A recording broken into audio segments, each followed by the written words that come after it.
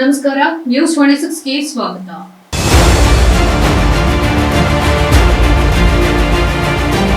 Big boss ವೇದಿಕೆ ಮೇಲೆ Chaitra Kundapura controversy ಹೇಳಿಕೆ. ಕನ್ನಡ ಕಿರುತೆರೆಯ ಅತಿ ದೊಡ್ಡ reality show Bigg Boss Kannada season 11 ಆರಂಭವಾಗಿದ್ದು 17 ಸ್ಪರ್ಧಿಗಳು ಈ ಬಾರಿ ಬಿಗ್ ಬಾಸ್ ಮನೆಯೊಳಗೆ ಪ್ರವೇಶಿಸಲಿದ್ದಾರೆ. ಈ ಪೈಕಿ ಚೈತ್ರಾ ಕುಂದಾಪುರ ಕೂಡ ಒಬ್ರು. ಇದೀಗ ಚೈತ್ರಾ ಕುಂದಾಪುರ ಬಿಗ್ ಬಾಸ್ ಮನೆಗೆ ಎಂಟ್ರಿ ಕೊಟ್ಟಿರುವುದು ತೀವ್ರ ಚರ್ಚೆಗೆ ಗ್ರಾಸವಾಗಿದೆ.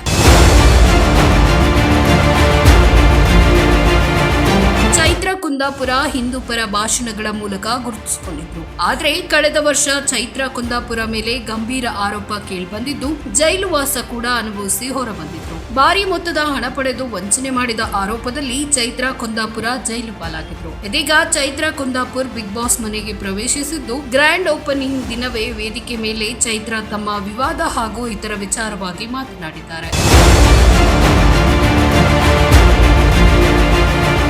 ಕಿಚ್ಚ ಸುದೀಪ್ ಎದುರು ವೇದಿಕೆಯ ಮೇಲೆ ಮಾತನಾಡಿದ ಚೈತ್ರಾ ಕುಂದಾಪುರ್, ಅರ್ಧ ಗಂಟೆಗೆ 1 ಗಂಟೆ ವೇದಿಕೆ ಮೇಲೆ ನಿಂತು ಭಾಷಣ ಮಾಡುವುದು ಮಾತ್ರ ಚೈತ್ರಾ ಅಲ್ಲ, ಅದರಿಂದಾಚೆಗಿನ ಚೈತ್ರಾ ಬೇರೆನೇ ಇದ್ದಾರೆ. ಬಹುಶಃ ಅದನ್ನ ತೋರಿಸುವಂತಹ ಸಮಯ ಇವಾಗ ಬಂದಿದೆ ಅಂತ ತಿಳಿಸಿದ್ದಾರೆ.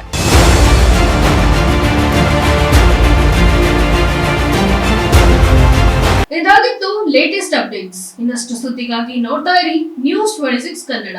ನಾವು ನಿಮ್ಮೊಂದಿಗೆ.